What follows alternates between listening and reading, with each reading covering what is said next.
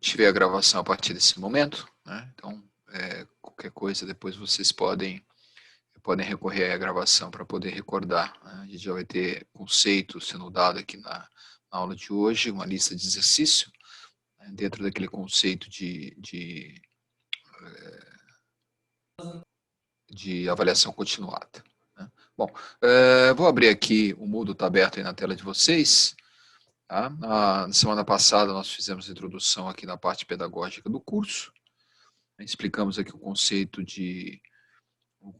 da avaliação, né? Esse conceito pode ser melhor observado na planilha de atividades que está lá no Moodle. Não vou abrir ela aqui de novo, porque a gente explicou bem ela na semana passada. A primeira atividade já vai estar sendo iniciada na aula de hoje, né? A gente vai dar um prazinho para vocês fazerem, mas a gente já deve ter. Então, vamos lembrar que na semana passada a gente já falou de uma atividade importante, que é a atividade de você avaliar a estrutura do seu computador principal, e avaliamos também aquele curso, né? Aquele vídeo que eu deixei de tecnologia 5.0, que eu recomendei para vocês fazerem uma resenha, né? Recomendei na atividade que a gente vai abrir daqui a pouquinho. Junto com isso, a primeira lista de exercício, acredito que a gente vai evoluir, né? Tem mais 1h20, 1h30 aqui de aula, então nessa 1h30 a gente deve evoluir a ponto de poder concluir os conceitos, para que vocês tenham condições de concluir a primeira lista de exercício e entregar essa lista como primeira avaliação. A avaliação que já vai valer 20%. Bom, colocamos tudo isso na semana passada. Qualquer dúvida que vocês tiverem, tá? No final da aula eu sempre fico um pouquinho, né? Aliás, essa sala aqui ela não fecha, né? Porque ela vai ser emendada depois com o laboratório. De qualquer maneira, qualquer um de vocês pode depois conversar comigo, se houver necessidade aí. Tá? Deixei aqui, né, no primeiro tópico da semana passada aqui todo o material, slide, apostila, que eu deixei o slide da aula 1. Hoje eu já enriqueci um pouquinho esse slide com a aula 1 e a aula 2. Então esse slide da aula 1 aqui, ele já foi absorvido por esse daqui. Planilha de atividade, avaliação que é importante. Essa planilha eu vou começar a realimentar hoje, pela presença de todos vocês aqui na sala de aula, já computando a presença. E fechando, sendo entregue a primeira atividade, a gente vai realimentar a primeira atividade que vai depois ser colocado lá no TIA. Né? Então aqui colocamos o plano de aula, né? Repetir o plano de aula aqui para a segunda semana, que é a aula de hoje. A gente vai falar da arquitetura do sistema programável, vamos estudar a função da unidade central de processamento, das memórias ROM e RAM, dos periféricos de entrada e saída, estudar os 3 tipos de barramento, a interligação de tudo isso, o conceito de microcontrolador, até chegando, né, a primeira lista de exercício, que está mais ou menos na página 20, 25 da apostila, como a gente já vai observar aí.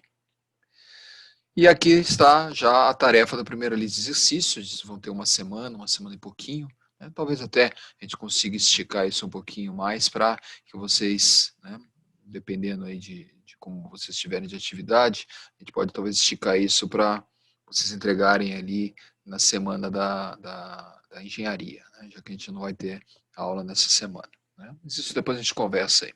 Então aqui está o Moodle. Vou compartilhar. Vou tirar o slide primeiro. E aí, depois, havendo necessidade, a gente já vai trazendo a apostila, né? O slide eu procurei compilar aqui de uma forma um pouquinho mais ágil, os tópicos que a gente vai estudar na aula de hoje, mas que são reflexo da apostila. Depois a gente pode abrir a apostila aí na sequência. Vocês também tiverem 2 telas aí, eu estou com a apostila aberta na tela do lado aqui. Deixa eu colocar ela aqui do lado, né, para ir seguindo aqui, e se tiver alguma questão aí que a gente não está vendo aqui no slide, a gente já puxa e já compartilha a apostila com vocês aí. Bom, aproveitar que a gente está na aula 1 aqui, revisar rapidinho o que a gente viu na aula passada, né?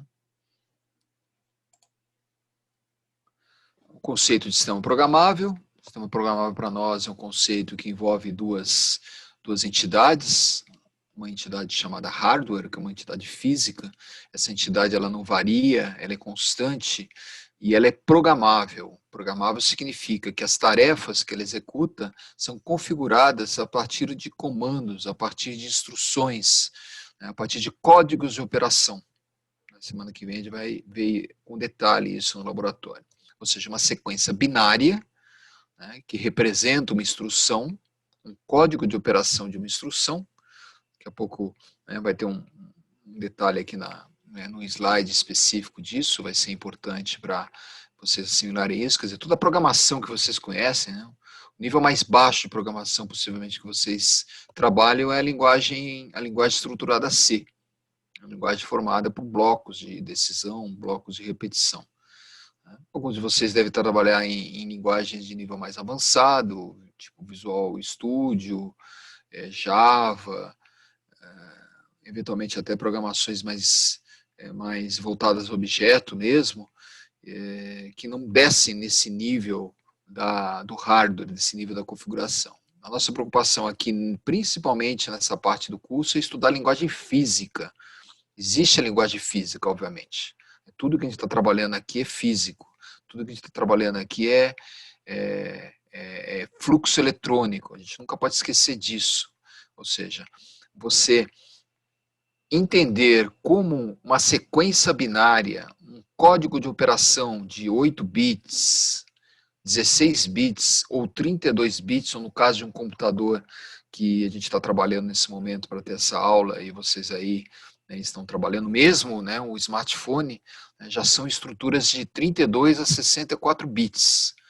Né, ou seja, o código de operação desse hardware, né, seja um smartphone, seja um laptop, seja um desktop, seja um servidor, se você estiver rodando numa nuvem, por exemplo, você está rodando num ambiente servidor, tudo isso é regido por códigos de operação, ou seja, sequências de instrução, né, que a gente denomina como software, denomina como programa, que configuram esse hardware. Então, a função do nosso hardware não depende da especificação do hardware, como, por exemplo, vocês viram em digitais. Digitais, vocês estudaram lá que um bloco combinacional é representado por uma tabela da verdade. Se você quiser mudar a função daquele bloco combinacional, você precisa mudar o hardware, você precisa mudar a tabela da verdade e, consequentemente, o conjunto de portas lógicas. Né? Nós temos um elemento no hardware, que é a unidade central de processamento, que tem a capacidade de ler um código de operação e executar esse código de operação. Uma sequência desses códigos de operação formam os blocos de decisão, if, de repetição, for, ou while, do while, que por sua vez formam as funções, as diversas funções das linguagens mais sofisticadas, das linguagens mais estruturadas. Então, entender como que uma sequência binária, como um byte, como uma estrutura de 16 bits, como uma estrutura de 32 bits, tá, é lida por uma unidade central de processamento e, a partir daí, executa uma função. E um conjunto dessas funções formam as diversas programações, as diversas funções, inclusive o que a gente está vendo aqui. Né? Estamos aqui usando, né, um software, né, de conferência, né, o Zoom, né, poderia ser o Skype, poderia ser o Microsoft Teams, poderia ser, né, qualquer software de compartilhamento. Né? Esse software de compartilhamento nada mais é do que um conjunto de instruções binárias. Agora, como que eu tenho um hardware, como eu tenho esse hardware que tem essa capacidade, né, de alterar a sua função a partir dessa sequência, desse código de operação. Esse é o nosso grande objetivo, né? Entender essas tecnologias embarcadas, entender por que elas são programáveis. É fundamental isso. Né? É tão importante como você fazer o projeto do circuito eletrônico, é tão importante como você fazer o programa, entender como que isso interage com o sistema. Até porque, na maior parte das vezes, a gente vai ser usuário dessa tecnologia. O nosso objetivo no laboratório é fazer um sistema mínimo ali de internet das coisas, o IoT, o IoT. Como que eu vou configurar esse IoT para que um conjunto de sensores do meu sistema seja lido, transmitido através de um IP para um ambiente de internet. Isso vai parar num servidor, isso vai parar num programa, né, como Cayenne, ou um programa HTML que está no servidor, e você, a partir desse programa, controla o seu dispositivo, controla a sua máquina. Como que através, né, de um aplicativo que está no seu celular, você vai ligar e desligar a lâmpada da sua casa? Como que você vai ver a imagem da câmera, da câmera que está aí filmando, né? Se vocês tiverem câmeras nas casas de vocês para segurança, né, para supervisionamento, como é que essa imagem vai aparecer, vai parar no celular de vocês? Então, entender toda essa tecnologia é fundamental, e ela é composta aqui nesse binômio de um hardware fixo, então pode ser um celular, pode ser um laptop, pode ser um servidor em nuvem, e esse hardware, que hoje é quase uma commodity, tá? Ou seja, independente do celular, alguns de vocês devem estar assistindo essa aula de microprocessadores, talvez um celular iPhone, outros talvez estejam assistindo um celular Samsung, né, um LG, ou um laptop, um Dell, né, um Samsung, ou eventualmente vendo tudo isso, né, né, na sua televisão, na sua tela de TV, que replica, né, a imagem, né, do seu tablet. Né? O seu tablet pode ser um tablet também, ou né, um tablet pequeno que seria um smartphone, um celular. Né? Ou seja, observe que o hardware ele não se importa, a gente não precisa mais configurar o hardware. A gente vai lá e compra, a gente vai lá e escolhe. Ó, eu vou usar, né, eu vou criar um sistema compatível com smartphone, compatível com sistemas tablet, compatível, né, com celulares, que vai rodar em nuvem. Ou seja, não importa a plataforma física, não importa o hardware que eu vou estar usando. A função do meu sistema ela está ligado ao programa, ao software, ao conceito de internet das coisas hoje em dia, e até ao trabalho que eu estou pedindo para vocês refletirem lá, de tecnologia 4.0, que seria a internet das coisas, ou mesmo a nova, né, tendência, que é a 5.0, que seria essa tecnologia com inteligência artificial. A gente já tem que pensar nesse próximo passo aí da tecnologia. Então, essa disciplina é fundamental, porque ela estuda esse hardware, ela estuda como esse hardware tem a capacidade de rodar aplicativos e programas. Né? E vocês vão, conforme a gente viu na aula passada, e está lá no Moodle, ter a capacidade de projetar um sistema desse, de configurar um sistema desse, de criar um sistema de IoT para fazer controle de qualquer coisa. Né? Então, essencialmente, esse é o nosso modesto e grande objetivo. Esse hardware, né, que vai ser o nosso foco agora. Doutor, Pois não, tem alguém está querendo falar, o o Gustavo. VHDL é uma linguagem de baixo nível? VHDL é uma linguagem de baixo nível, uma linguagem voltada para sistemas programáveis, assim, mais de hardware, né? A gente utiliza isso na configuração daqueles chips, né? Daqueles chips que são configuráveis, né? Seria uma programação mais voltada para a máquina, né? Uma máquina mais dedicada. Né? Não é tão comum assim, né? Ele é mais comum em sistemas dedicados, né? Por exemplo, lá no Mackenzie a gente trabalha muito com isso, em ambientes embarcados na TV digital, em ambientes embarcados, tá, em dispositivos de controle, né? Então é um bom exemplo, É sim, que a gente teve em DLP, né? No semestre passado. Exatamente. Você deve ter visto isso, mas viram isso na parte só de programação, né? Não viram como que o hardware rodava isso daí, né? Sim, sim.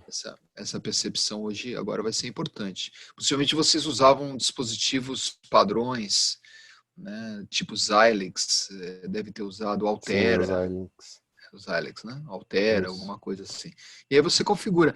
Esse dispositivo, é o Gustavo que está falando, né, Gustavo? Isso, Gustavo. O dispositivo que o Gustavo está aí compartilhando com a gente, relembrando isso, tá? Eles, na verdade, são microprocessadores, microcontroladores, você configura toda a parte interna dele. Você configura ali quantos ports você quer, você configura quantas portas seriais, quantos conversores analógicos você quer, você vai montando bloquinhos dentro dele. Então, é uma alternativa. A gente vai trabalhar com um conceito mais fechado, a gente vai trabalhar com um microcontrolador, que seria uma tecnologia dessa, só que fechada, você não consegue alterar o hardware. Se você pega uma plaquinha, como uma plaquinha Uno, nossa, né, essa plaquinha aqui, que vocês trabalham, né, trabalham no curso, esse microcontrolador que está aqui, você não consegue, por exemplo, ele tem um conversor analógico de 10 bits. Eu não consigo configurar esse hardware para ele ter 2 conversores analógicos. Ele tem uma porta serial. Eu não consigo configurar esse hardware para ter 4 portas seriais. Isso no VHDL, por exemplo, você consegue fazer. Né? Você configura todos esses dispositivos. Então, a programação ela não é só uma programação de cima de um hardware fixo. A programação ela configura o próprio hardware. É estranho vocês terem tido isso, porque o correto, o ideal, né, seria ter tido essa disciplina na sequência. É que essa disciplina ficou na 8ª etapa, né? Então, É que mecatrônica ficou bagunçada. ficou bagunçado. Essa disciplina na elétrica, ela está na 6ª etapa. Né? Então, para ter VHDL depois, né? E a gente Mas teve junto legal que você... com circuitos também, essa matéria. Que não era Então. pra ter É legal que sido. vocês tenham puxado isso. Os circuitos vocês estiveram na 7ª etapa, né? É, Então. E circuitos é fundamental para você entender VHDL, né? sim. Mas tudo bem. Vocês são mecatrônicos, né? Vocês são usuários, mais usuários da tecnologia do que criadores. Vocês dificilmente, na atividade do mecatrônico, vai configurar um microcontrolador, um microprocessador que essas lógicas de hardware permitem, né?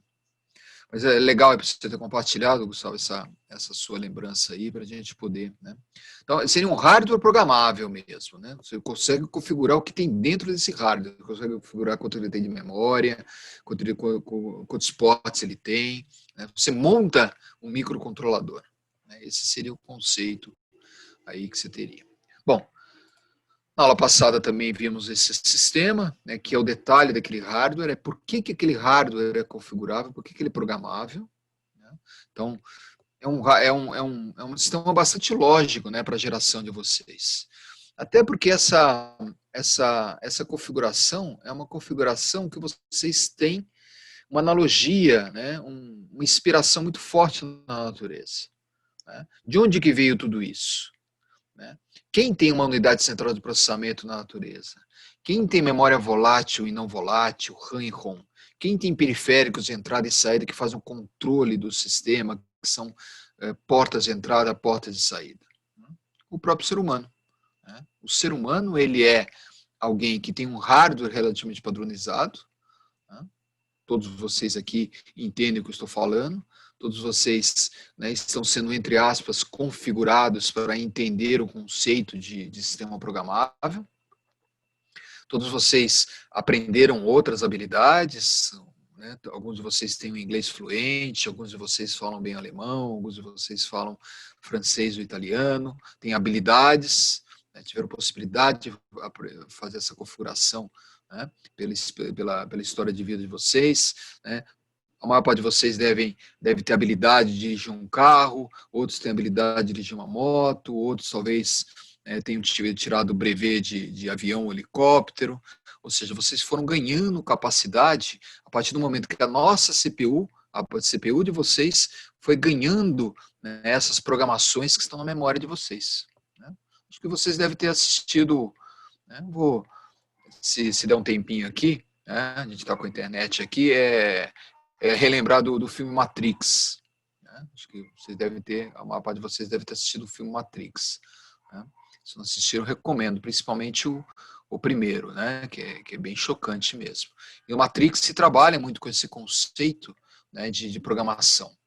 Né? Tanto que a tela principal do Matrix é aqueles bits 0 e 1, né, fluindo. Né? Então todos os personagens, todos os humanos, né, e os androides, né, do filme, né, os humanoides do filme, dentro daquela bolha, né, vamos dizer, cúpula, né, chamada Matrix, eram totalmente configuradas. Então, as pessoas ganhavam habilidades, né, como, sei lá, habilidades bélicas, habilidades de dirigir um helicóptero, né, de pilotar um helicóptero, descarregando um software nelas. Né, seria entre aspas, maravilhoso, né? Uma pessoa ser fluente numa língua, simplesmente carregando, né, a memória nossa com essa habilidade. Né? As máquinas a gente consegue fazer isso. Né? As máquinas a gente tem esse conceito. Mas a gente não pode esquecer que nós, né, temos essa capacitação toda aqui. Né? Bom, a CPU é a parte do sistema que, quando encapsulada num único chip, forma o que a gente chama de microprocessador. As memórias são divididas. Essa memória é a memória que roda o programa. Pode ser uma memória volátil, que é o que a gente conhece por RAM, ou seja, quando ele tira energia dela, a programação dela cai. Pode ser uma memória não volátil, ou seja, uma memória ROM, né, que hoje em dia o tipo mais comum da memória ROM é a memória que a gente conhece por flash, a memória que está dentro do celular de vocês, dentro do smartphone, dentro do computador de vocês. Apesar que a memória que roda o programa do computador de vocês é uma memória volátil. A RAM, né, do computador de vocês é volátil. É diferente do smartphone. O smartphone ele tem pouca memória volátil, ele tem mais memória não volátil.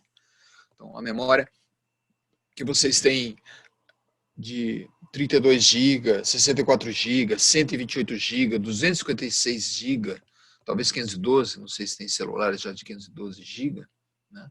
São todas memórias não voláteis, por isso que tudo que você coloca no smartphone, foto, filme, ele fica lá, né? Você não precisa salvar. É diferente do computador.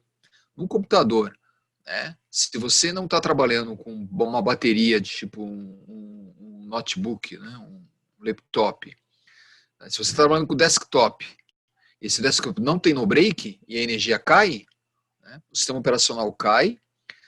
Se você não salvou a tarefa que você está fazendo, ele cai, ele perde. Né, se você não salvou lá todas as informações que ele está rodando, ele perde. Né. Por quê? Porque o desktop tem muita memória volátil, memória RAM. Tanto que quando você vai lá e compra, né, o meu tablet, por exemplo, aqui, o meu laptop que eu estou dando essa aula aqui, o meu Dell, né, ele tem 16 GB de memória RAM. Né? Possivelmente o smartphone de vocês tem essa mesma capacidade de memória, mas de memória flash, memória ROM, memória não volátil. Então tem essa diferenciação importante. Também é importante lembrar que um programa importante que você tem, principalmente nos desktops e nos laptops, é o que a gente chama de BIOS. BIOS é uma parte do programa que configura os periféricos. Toda a configuração de placa de vídeo, placa de rede, câmera, né, mouse, porta USB, ela fica guardada dentro da BIOS. Ela é configurada na BIOS. E a BIOS está residente numa memória não volátil. Não volátil, parecido com o smartphone. Né? Então, lembrar que essa memória aqui pode ser volátil ou não volátil. Lembrar que o periférico pode ser entrada ou saída. Né? Vamos entender que você pode ter, em sistemas mais simples, periféricos simples, tipo um port, tipo um conversor analógico digital, um timer.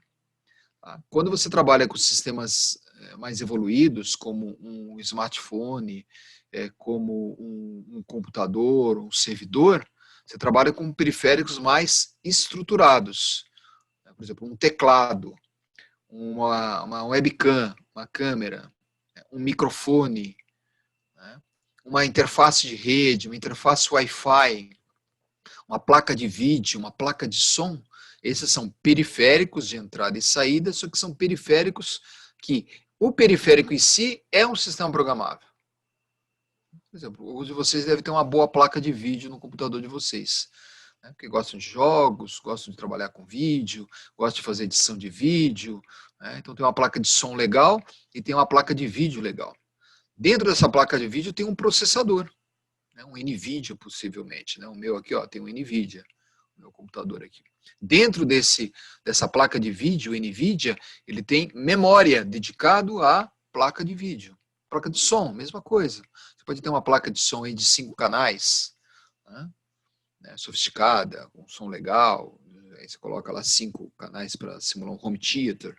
Né? Tudo isso é comum hoje em dia. Né? Principalmente é um pessoal que gosta de montar, né, aqueles computadores, né, mais dedicados. Alguns de vocês talvez já tenham participado lá na Campus Party, né, que sempre acontece em janeiro. Acho que esse ano teve, né? Acho que foi antes da pandemia. Né? A galera, né, os geekers, né, vão lá para, né, pro Anhembi, pega a barraquinha lá, pega os seus supercomputadores montados e ficam lá no ambiente, né, com internet de altíssima velocidade, né, e se divertem bastante lá. É uma tribo que talvez alguns de vocês participem, né? É bem legal, né? Que trabalha muito bem com esse conceito aqui, né? Não é muito a minha praia, não, que, né, eu não gosto de dormir em barraca, não, né? Prefiro a minha cama com o meu travesseiro. Né? Mas alguns de vocês possivelmente gostam daquele compartilhamento, gostam daquela festa toda, né?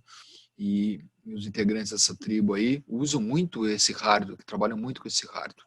Tanto que alguns de vocês conhecem muito bem a motherboard do computador de vocês, né? Montaram um computador específico, puseram aqui, ó, na parte de expansão, uma placa de vídeo, né, super dedicada, com super processador de vídeo, com memória de vídeo lá para você poder rodar lá os seus jogos ou a sua edição de vídeo de uma forma, né, bastante sofisticada. Colocaram uma placa de som aqui também legal, né, para fazer um home theater, caixa legal, caixa externa, né, caixa com grave legal e não sei o que, e aí você praticamente tem uma percepção de um som ao vivo, né? Tem aquela sensação, né, de estar ouvindo, né, um show legal, né, ou estar participando de um jogo ali em condições de simulação de uma realidade. Tudo isso você monta aqui, né? Observe aqui que você tem aqui na CPU, né, o seu processador principal. Aqui na RAM, você tem essa RAM, né, que é RAM dinâmica, uma RAM dinâmica e uma RAM volátil. Né? Por isso que numa motherboard, se você não colocar no break no seu equipamento, como a maior parte das informações está em memória volátil, ela vai perder essas informações. Aqui você tem um chipset, um chip dedicado, periférico. Então ali, se você tiver a sua placa de vídeo embarcada, né, onboard, uma placa de som onboard, como é o caso meu aqui, não tenho placa de vídeo dedicada. Eu tenho um processador, tenho uma placa de vídeo dedicada, mas não em slot. Meu computador aqui tem essa característica, eu preciso de um computador mais que tenha capacidade mais gráfica, né, para poder fazer alguns projetos, trabalhar com AutoCAD, SolidWorks, etc. Como vocês, por exemplo, precisam trabalhar. Trabalhar com SolidWorks precisa de um bom recurso de vídeo. Então, ele fica meio capenga, usa um AutoCAD, também você precisa de tudo isso. Então, observe que essa placa aqui que eu pedi para vocês refletirem, e nesse primeiro trabalho eu vou pedir para vocês colocarem especificação do seu computador, do seu tablet, do seu smartphone, como prefiram, qual a plataforma que você escolher, né, para você detalhar esses 3 elementos aqui, ó, qual é a CPU que você trabalha, né, quantos núcleos ela tem, que velocidade ela trabalha, qual a característica dela, que marca que ela é, possivelmente AMD ou Intel, memória, quanto que você tem de memória RAM, quanto você tem de memória ROM, né? RAM dinâmica, né? Aqui, quais são os periféricos que o seu sistema tem disponível, né? O meu tem aqui a minha tela, essa minha tela desse laptop especificamente não é touch, alguns laptops têm tela touch, que você toca nela e você usa comandos, né? Então, tela um pouquinho mais cara. Preferi investir aqui em mais memória, investir em um bom processador, investir em memória não, em periférico, principalmente periférico, disco rígido, né, que guarda o sistema operacional para ele ficar rápido na inicialização. Né? Então, hoje, os discos rígidos não são mais discos rígidos magnéticos. Lembrando que o disco rígido é um periférico. O disco rígido é periférico, o disco rígido não é memória. Ali está o sistema operacional, ali está todas as informações, mas elas são carregadas na memória RAM no momento da inicialização do sistema ou quando você abre um aplicativo. Podemos perder essa noção. Por isso que você tem hoje uma memória SSD, né, que tenha alta capacidade. O meu computador, por exemplo, ele tem 128 GB de SSD e 1 TB de memória RAM. Então, toda inicialização é colocada no SSD, ele parte rápido, tá? Mas a carga de aplicativos, a carga de outros processos é mais lenta. mas a inicialização é fundamental que seja rápido, né? Ficar 5 minutos lá, 2, 3 minutos para você fazer a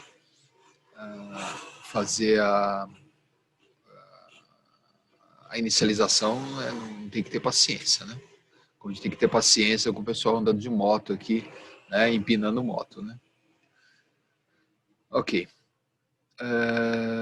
Então, fazer esse levantamento de visto aula passada. Bom, esse trabalho também eu vou comentar aí daqui a pouquinho, um trabalho importante para você fazer uma reflexão do que é a indústria 4.0, 4.0 e até o que é a indústria 5.0.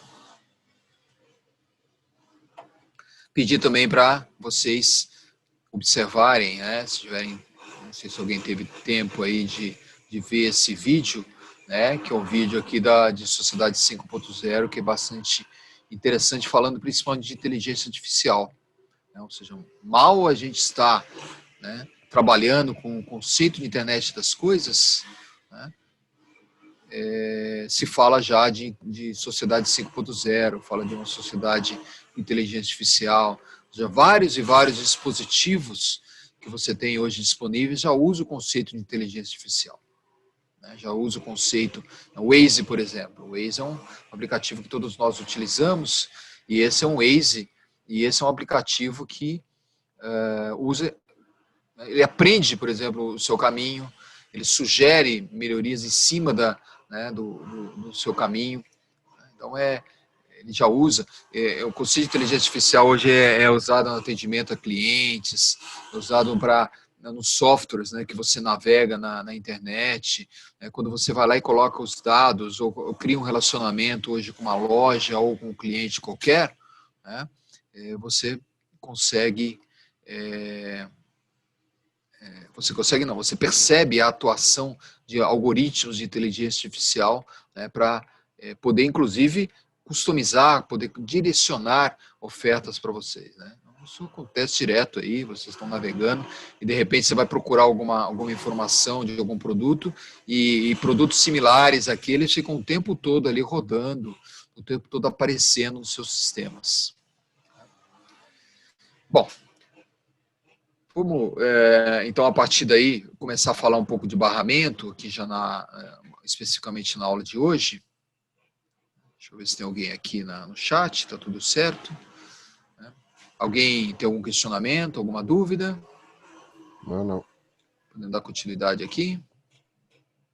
Tranquilo, professor. Então, lá, vamos embora. Vocês estão ouvindo esse barulho de moto aí, ou o meu microfone está mais direcional? Dá pra ouvir. Dá pra ouvir Mas tá sim. baixo. Não tá tão alto. Tá baixo no fundo, né? É que eu moro aqui não numa ladeira, né? Numa rua mais inclinada, e o pessoal do Rappi, o pessoal do iFood vem fazer treinamento de habilidade de moto aqui na frente. Aqui. Já tem gente xingando aqui os caras, que daqui a pouco aparece a polícia aqui.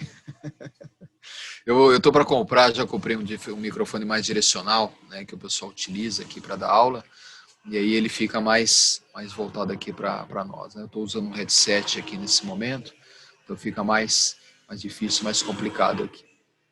Bom,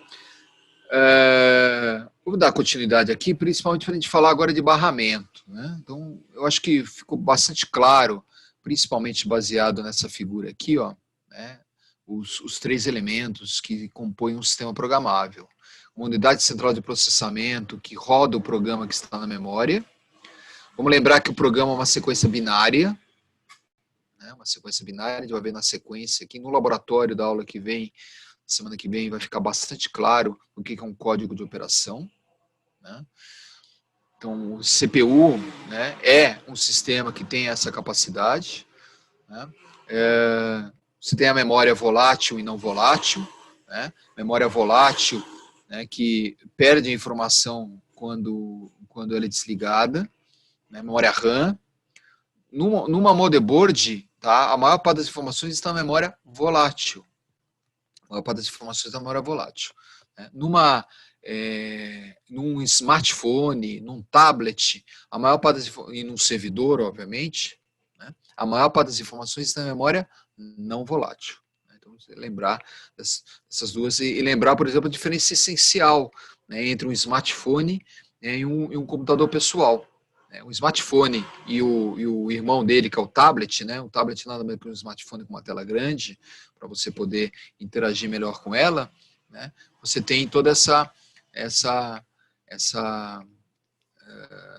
possibilidade, né, de entender, né, que no computador pessoal você tem muito mais memória RAM do que você tem num celular, que praticamente não tem memória RAM nenhuma. Só tem uma memória RAM pequena ali de trabalho.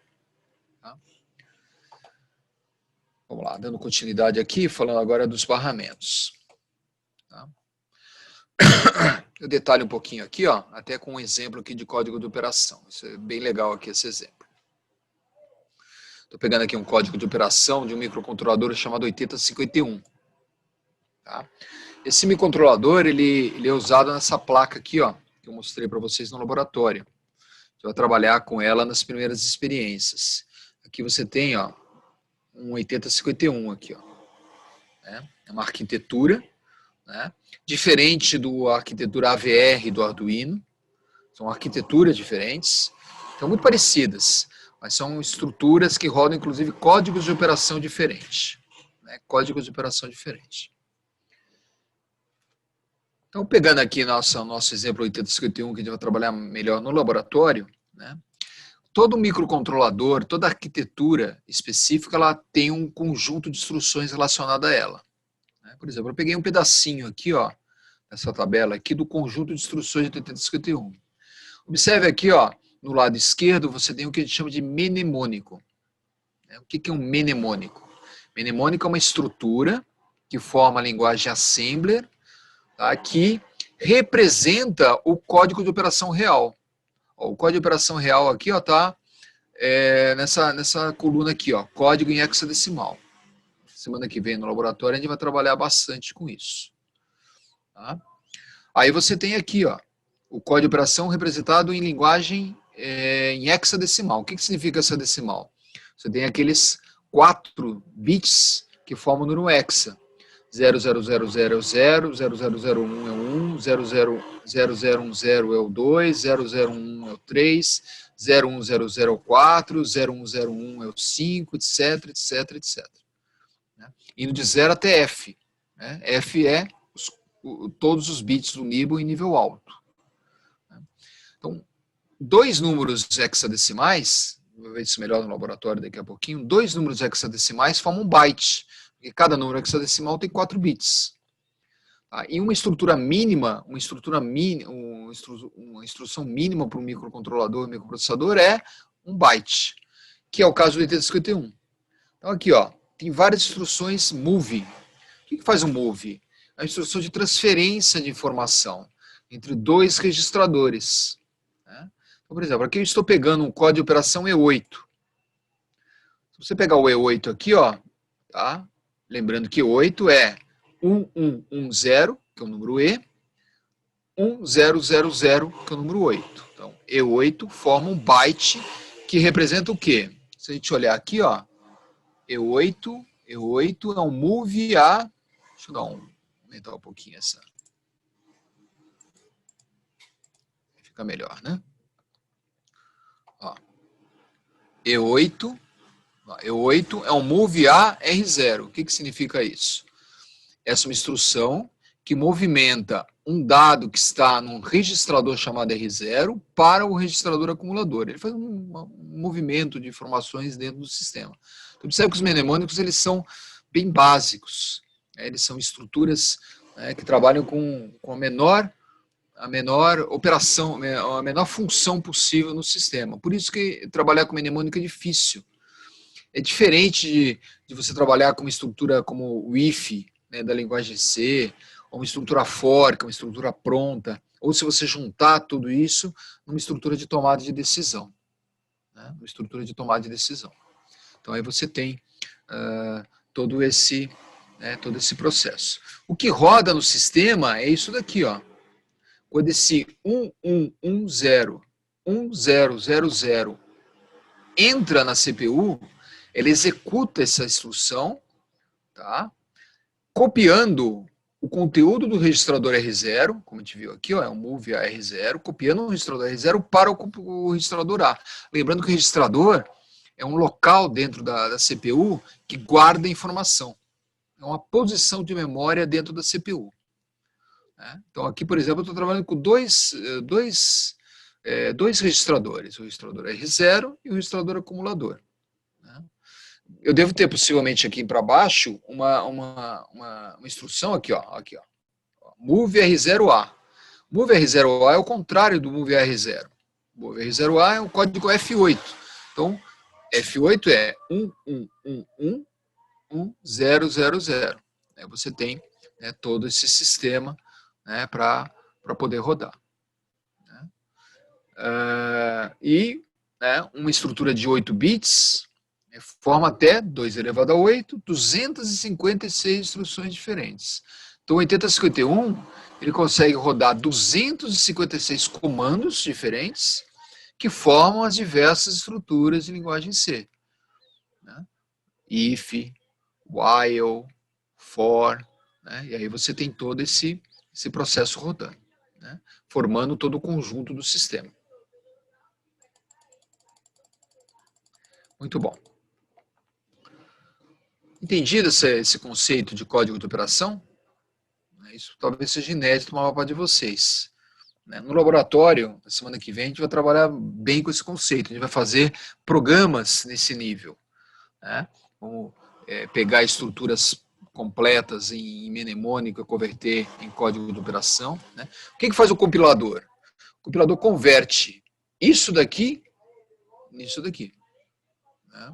Ele converte o mnemônico, tá, numa estrutura, né, que vai ser rodada e vai estar na memória do sistema.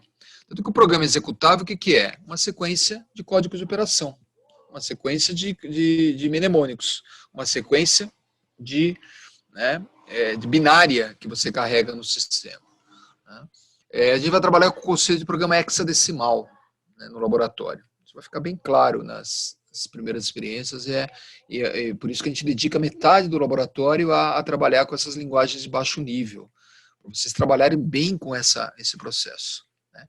E claro que vai ser importante, né, relacionar isso com a programação que vocês conhecem. Né? O Gustavo, por exemplo, lembrou aí da programação de hardware, a programação de VHDL, né, que é um tipo de programação. Né? O mais comum é você relacionar isso com a linguagem C, e a linguagem C formando as diversas programações que vocês têm aí. Ok? Bom, memória, né, o conceito de memória também bem conhecido de vocês, né, memória volátil e não volátil. Né? Memória volátil, memória RAM. A memória volátil, quando desliga a energia dela, ela perde a informação. Por isso que o computador de vocês, o desktop, não o notebook. O notebook tem bateria. Né? Se você deixar acabar a bateria dele, né, ou desligar ele da energia e cair a energia dele, ele não tem problema, porque ele tem um conjunto de bateria que garante que a memória RAM não perca dado. É diferente do celular, né? Diferente do smartphone. Né? Esse celular aqui, ele tem memória não volátil, ele tem memória flash.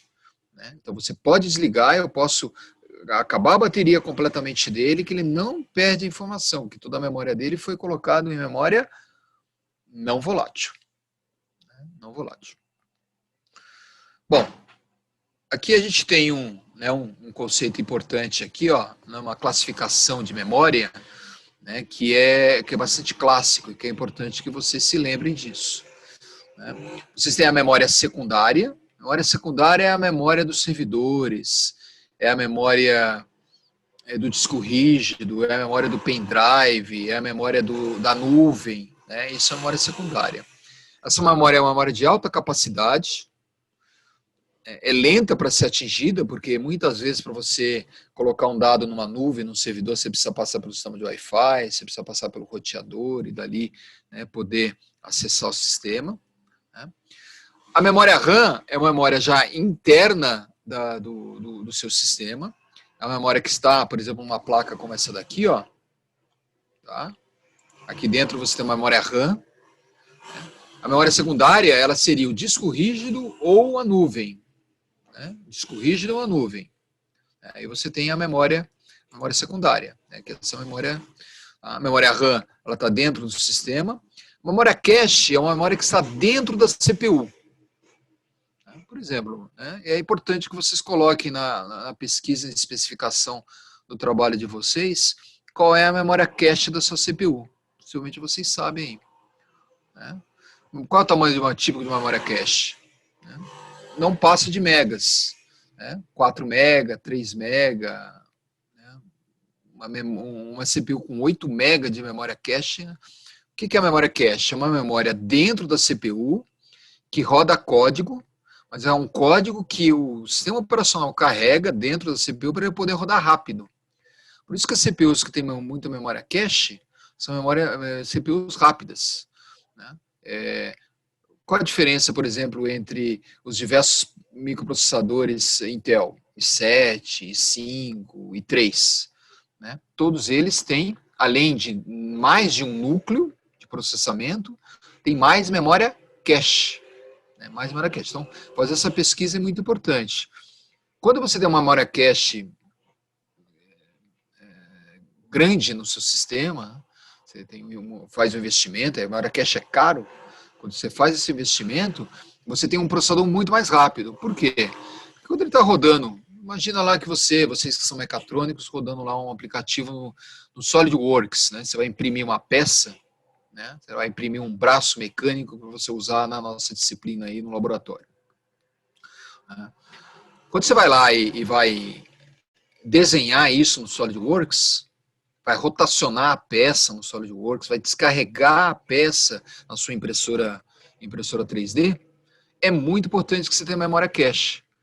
Porque todos os dados do seu desenho, todos os códigos que fazem a rotação do SolidWorks, né, ele precisa estar numa memória próxima à CPU para que ele não demore para pegar os dados ali e não tenha tempo de pegar isso. Eu não preciso dedicar mais tempo para pegar as informações que estão ali.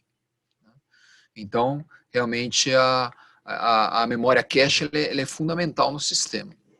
E a memória mais básica, a memória mais rápida e a memória de menor capacidade que você tem é o próprio registrador. O registrador, a gente viu o conceito de registrador aqui, ó, naquele exemplo que a gente estava dando aqui, ó. Opa.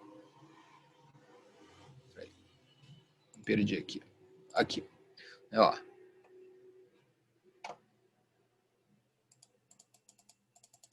Você tem aqui, ó.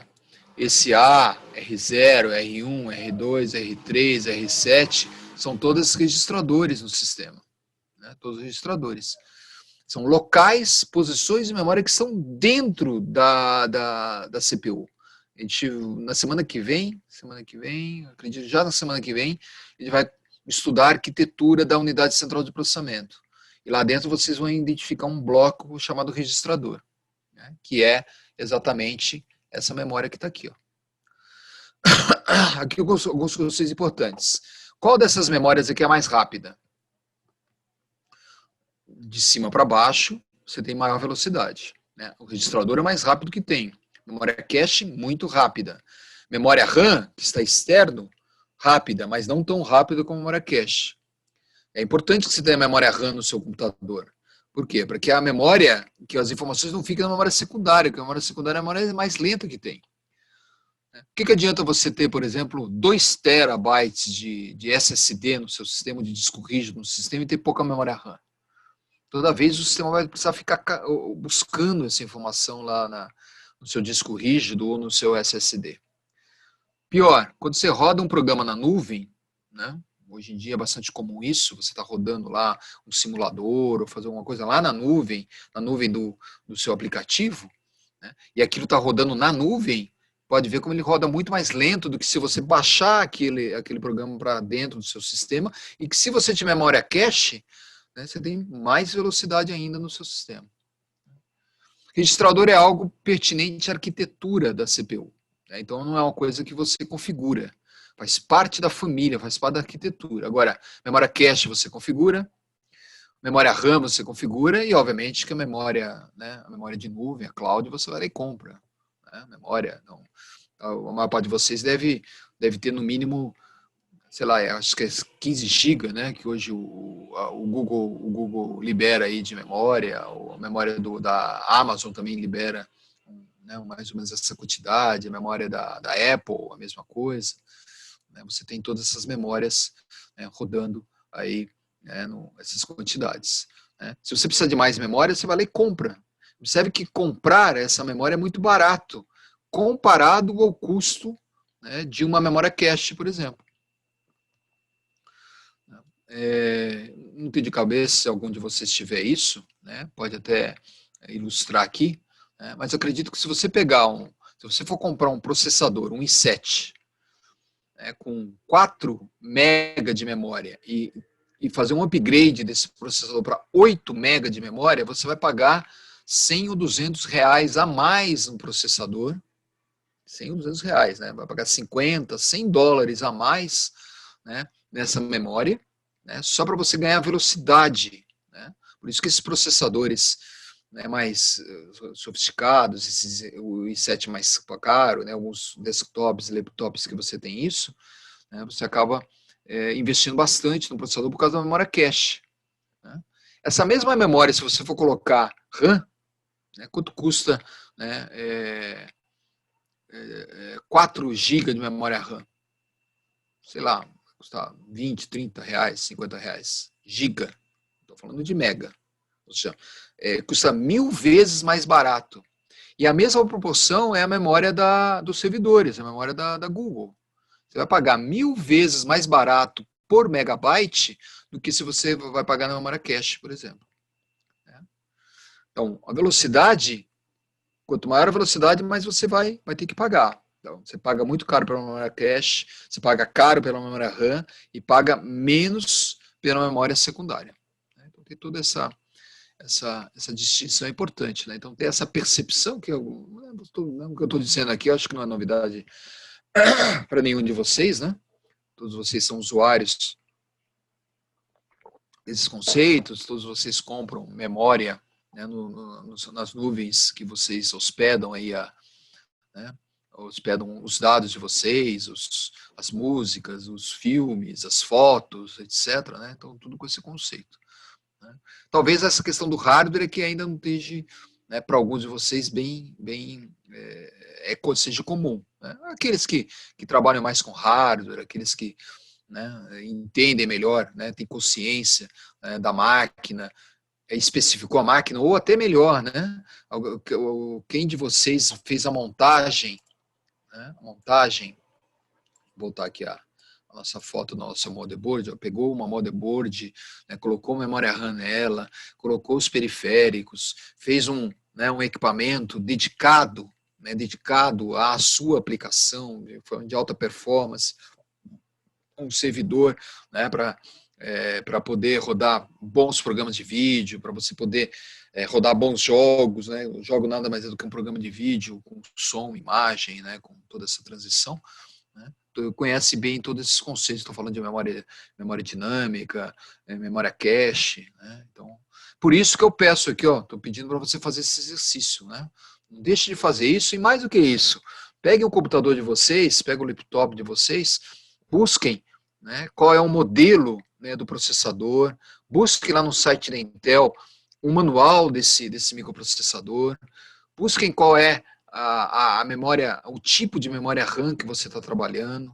Né? Procura pesquisar, por exemplo, como que um servidor do Google funciona. Né? Hoje o próprio Google, né, te dá essas informações, né, esses buscadores, como que, né, um servidor de alta performance, né, funciona, né, como esse daqui que a gente estava mostrando, essa foto aqui. Ó. Deixa eu ver onde está a foto. Aqui, ó. Né, aqui, ó. Como que esses servidores aqui dessas nuvens funcionam. Né? Lembrando que todas essas nuvens são replicadas, né? Elas por questão de segurança, né? Tanto que você já ouviu falar alguém que perdeu um dado no Google, ou na Amazon, ou na local web? Não existe isso. Porque existe um nível de segurança nesses servidores que né, mesmo que haja, sei lá, um incêndio num servidor desse daqui, né, primeiro incêndio aqui nesse local, como deve ser uma sala de altíssima segurança, né, eu acho que um incêndio é quase impossível de acontecer, mas mesmo que, sei lá, tinha uns servidores lá nas Torres Gêmeas, né, que os aviões destruíram lá em 2001, né, 11 de setembro de 2001. Tinha uns servidores que ficavam lá no prédio. Né? Os servidores foram destruídos, né, um cataclismo, uma catástrofe, um meteorito, né, um avião que caiu em cima deles. Né, foi totalmente destruído. Né? Não houve nenhuma perda de dados, porque todos aqueles dados estavam replicados em outros servidores. Né? Tanto que a Google, a Amazon, né, a Local Web, todo esse pessoal que trabalha com nuvem, eles mantêm, né, os locais de armazenamento, de replicação, assim, a sete chaves. Né? Ninguém sabe onde estão os servidores da Amazon, ninguém sabe onde estão os servidores do Google, fisicamente, né? Fisicamente. E nem dá para saber, porque como eles são replicados, né? Agora, tudo isso é memória. Né? Tudo isso daqui né, faz parte dessa pirâmide aqui de memória. Bom, são 20h10, né? Não tem nenhuma manifestação aqui no chat. Vou evoluir um pouquinho aqui, só para a gente já entrar na lista de exercício, tá? A gente poder se movimentar um pouquinho. Seria legal aqui que a gente refletisse os exercícios. Eu vou abrir a apostila, vou compartilhar a apostila na sequência, que está a lista de exercício lá. Tá? Só vou falar um pouquinho aqui, né? O periférico a gente já falou bastante, né? Aqui a comparação entre o computador artificial, né? Os computadores, diversos modelos que a gente falou, com o ser humano, cérebro, memória volátil, não volátil, os membros e sentidos formando os nossos periféricos, né? Ou seja, todo esse sistema artificial, toda essa tecnologia que hoje é totalmente eletrônica, totalmente semicondutora, né? Observe que tudo isso aqui é formado por pautas lógicas que a gente vai relembrar daqui a pouquinho no laboratório. Tudo isso aqui é formado por fluxo eletrônico, tudo isso aqui tem fonte de alimentação, né? Ou seja, a tecnologia hoje que faz o computador artificial, né, o elemento que toma decisões baseado num programa de forma artificial, simulando um ser humano, né, é feito hoje de forma eletrônica. Eu digo mais, de forma eletrônica e usando semicondutor. Né, ou seja, todas as portas lógicas, transistores, né, vamos lembrar, né, que tudo isso é composto de porta lógica, AND, ou exclusivo, que vocês estudaram em sistemas digitais. Cada porta lógica dessa é composta de transistores. O transistor, por sua vez, é um transistor, pode ser um bipolar, pode ser um MOSFET, né, um transistor de efeito de campo. Né? Por sua vez, o transistor é composto de silício, dopado tipo N, tipo P. Né? Vocês estudaram lá, né, em fundamentos de eletrônica, né, como que é composto o transistor. Né? Ou seja, na essência, né, o tijolinho básico desse computador aqui, ó, tá? O tijolinho básico, ou seja, aquele que toma a menor decisão é o transistor. O transistor é uma chave eletrônica. Ou seja, ele está aberto ou está fechado. Aberto ou está fechado. Né? Deixa eu fazer um desenho aqui para vocês. Ó. Né? Só para compartilhar aqui a tela, na minha secundária aqui, só um segundinho. Deixa eu ver se eu consigo fazer isso facinho. Vídeo.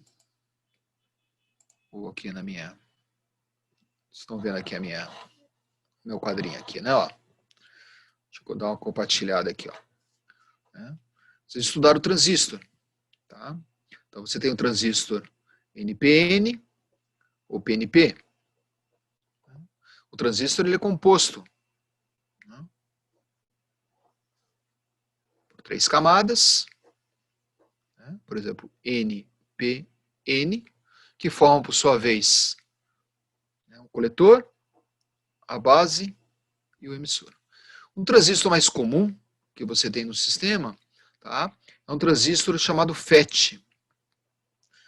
Por que ele é mais comum? Porque ao invés de ele ter 3 camadas, ele só tem 2. O FET ele tem um gate, tá? Tem um gate e tem um canal. Esse canal ele tem o que a gente chama de source, de dreno, e tem a fonte, source, que seria equivalente aqui ao emissor, coletor e base. E aqui você tem o gate. O gate seria equivalente à base. Por que essa estrutura é melhor que essa? Porque essa estrutura só tem 2 camadas. Então, para você construir uma chave eletrônica dessa, você tem uma camada onde você liga a sua fonte, o seu dreno, e aqui no meio você coloca de forma isolada, percebe que está isolado, né? Você coloca o seu gate. Então, percebe que você tem 2 camadas aqui, ó, né? Você pode ter um canal nome tipo N e um gate tipo P, né, formando 2 canais aqui no sistema. Isso aqui é o que a gente chama de FET. A representação do FET, acho que vocês conhecem, ela é feita assim, ó. Vou representar aqui, ó, um transistor FET, gate, fonte e dreno. Se eu colocar um resistor de POAP aqui, ó, vou ligar esse resistor de POAP na minha fonte de alimentação, 5 volts, um resistor de 10K. Tá? Opa, deixa eu quadrar aqui, né? Quando a gente está no quadro, tá aqui trabalhando. Então, você tem aqui, né, um resistor de 10K. Tá? Aqui eu vou puxar, né, a minha saída. Minha saída está aqui, ó, out. E aqui no gate está a minha entrada, chama de in.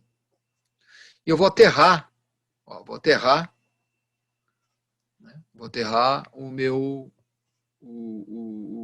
a minha fonte, meu source. Tá? Observe que você tem um transistor aqui, ó.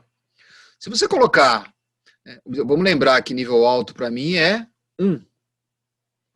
Terra é 0. Certo? Então você tem 0 e tem 1. Se você colocar aqui na entrada nível alto, ou seja, colocar 5 volts, 1, esse transistor vai conduzir. Quando ele vai conduzir, ele vai pegar esse terra, que é 0, e vai colocar aqui na saída. Tá? Então, quando você tiver 1 aqui, você tem 0 na saída. Por sua vez, se tiver 0 aqui na entrada, ou seja, você corta esse transistor, você tem 1 na saída. Ou seja, qual é a porta lógica que vocês conhecem, que se você colocar 1 aqui vai dar 0 na saída, e colocar 0 aqui vai dar 1 na saída? Acabamos de representar uma porta inversora.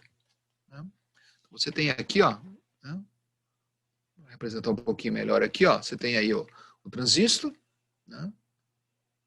Com o FET. Esse daqui é o nosso menor elemento. Isso daqui vocês estudaram em eletrônica, fundamentos de eletrônica.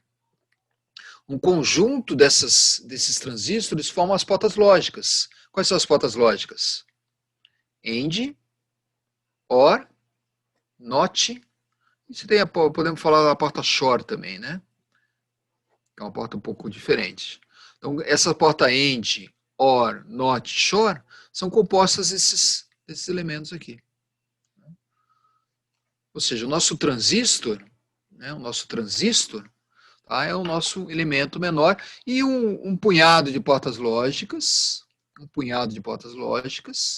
vai formar, né, os ciclos combinacionais sequenciais, que por sua vez vai formar os sistemas internos da unidade central de processamento, como a gente vai ver já na semana que vem. Na semana que vem a gente vai estudar quais são os elementos que estão aqui dentro, ó, da unidade central de processamento. Tá? Muito bom. Bom, aqui eu estou pedindo para fazer o exercício lá que a gente já falou. Vamos lá, para a gente finalizar a nossa aula de hoje e já dar uma olhada na primeira lista de exercícios, eu só lembraria aqui dos nossos 3 tipos de barramento. Tá? Vamos lá. Aqui eu tenho os 3 tipos de barramento. Deixa eu trocar um pouquinho a minha tela aqui do...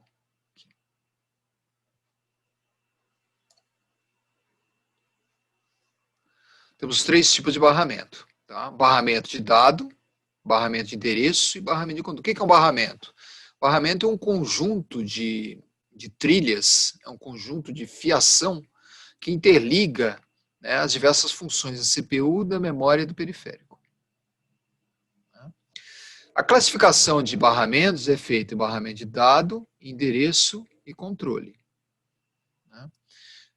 O que é um dado, o que é um endereço e um controle? Essas são informações, né? São informações de... Deixa eu voltar aqui, só compartilhar minha imagem aqui, né? Para vocês saberem que eu estou aqui presente. Vou precisar aqui da minha telinha, eu vejo de novo. Bom, o que nós temos aqui? Barramento de dado, endereço e controle. Barramento de dado, ele é um barramento que vai carregar a informação de código de operação. Lembra do código de operação que a gente viu lá, que representa uma instrução? Informação de instrução, ela circula aqui, circula por esse barramento. E vai também carregar informações de entrada e de saída do meu sistema. Ou seja, se eu digitar alguma coisa no teclado, essa informação é um dado. Se eu receber uma informação em a porta serial, essa informação é um dado. Se eu jogar esse dado para uma tela, essa é uma informação de saída. Então, tudo isso circula para esse barramento de dados aqui. Ó. O tamanho do barramento de dados, ele vai determinar a capacidade do meu sistema. Então, eu tenho sistemas de 8, 16, 32 ou 64 bits. O computador, por exemplo, que nós estamos dando aula aqui, é um computador de 64 bits. A minha plaquinha Uno, está a placa Uno aqui, ó. Essa placa Uno aqui, ó, que vocês vão trabalhar no laboratório, né, ela é uma estrutura de 8 bits. Essa capacidade da via de dados, ela vai determinar a capacidade de processamento do sistema. Por quê? É porque aumenta o número de instruções? Não, não é porque aumenta o número de instruções. É porque aumenta a quantidade de variáveis que você consegue trabalhar de entrada e de saída. Trabalhar com muitas variáveis é fundamental. Dou um exemplo aqui, ó. Dou um exemplo aqui de uma imagem e dou um exemplo aqui de um LED. De um LED que forma lá um RGB, um pixel.